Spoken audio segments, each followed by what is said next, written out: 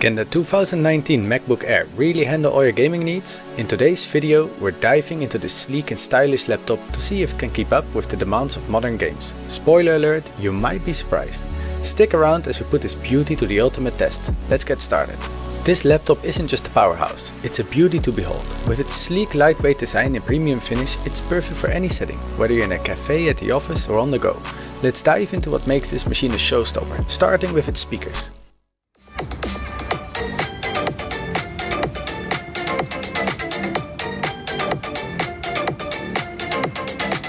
The speakers of this MacBook sound in short just amazing. Having the volume at half, I still felt like they were so loud I should turn it off to not disturb the neighbors. Which does mean it's a perfect moment to subscribe to the channel and like this video.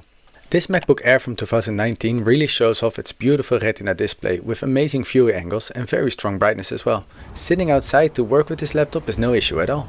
The keyboard has a good feel and nice click to it, however, the key travel is very little, making it something to have to get used to. However, the click here is very satisfying, and amazing that this was achieved in such a thin design. Next to the keyboard we have a speaker on both sides. The speaker space is quite big, but the speaker behind is actually fairly small, but has plenty of space for air displacement, making the deep bass quite possible, as you can see in the little picture here. But as this laptop is very thin and small, it does mean there is basically no ports on this.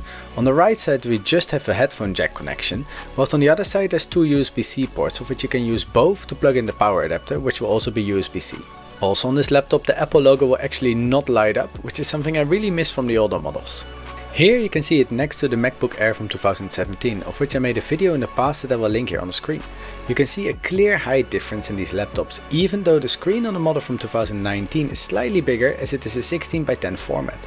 On the right side you can also see the colors are less vibrant, as this isn't a retina display like the one of the 2019 model. The trackpad of the 2019 model is a tiny bit bigger than the one of the 2017 model. Also, when you see them like this, honestly, yeah, the one from 2019 looks a lot better than the one from 2017 if you ask me. Height wise there isn't that much difference between the two if you put them next to each other like this. I do think that the space grey makes the laptop look fancier than it actually is also. This is one of the first times that I see a clear difference in the design made by Apple. It kind of feels like going from the iPhone 8 to the iPhone 10. Here suddenly the button was gone, the screen was bigger and it looked overall a lot nicer. Kind of like these laptops. But hey, that is enough chit chat about the design. Let's have a look at the specs of the machine. This exact model comes with a 13-inch screen and houses an Intel Core i5-8210Y processor. This is merely a 1.6 GHz dual core, so don't expect too much here. Next to that, this model comes with 16 GB of LDDR3 memory running at 2133 MHz. The graphics card isn't dedicated in this laptop, meaning that we have an Intel UHD 617 graphics card, which is unfortunately not that strong, as you will see later on in a bit. Then moving on to the storage, we have 500 GB SSD in this laptop. This is actually soldered to the motherboard, making it not possible to upgrade, so when you buy a laptop make sure you have sufficient storage from the get-go.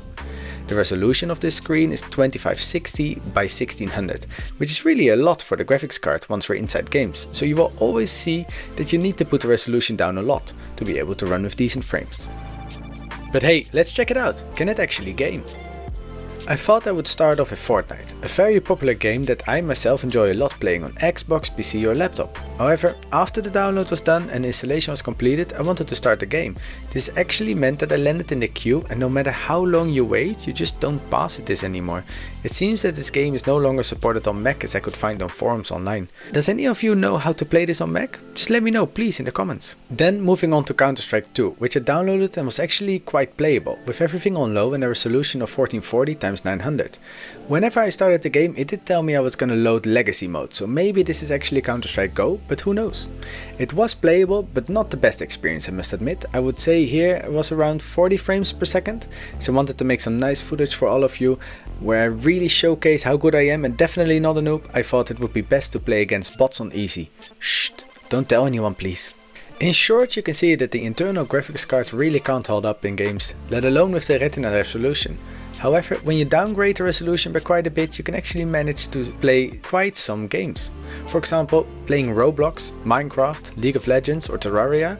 It is perfectly fine, you can see here on the screen. But once you try to start something like Call of Duty Warzone, you'll be in for a PowerPoint slideshow, as you might get below 5 frames per second if it isn't even less, and if it even loads. But hey, when you buy a laptop like this, you probably are gonna use it to study or to work on, and not to game on. I hope you all enjoyed this video. Please let me know in the comments what you thought and if you want me to improve anything. Talk to y'all later. Bye bye.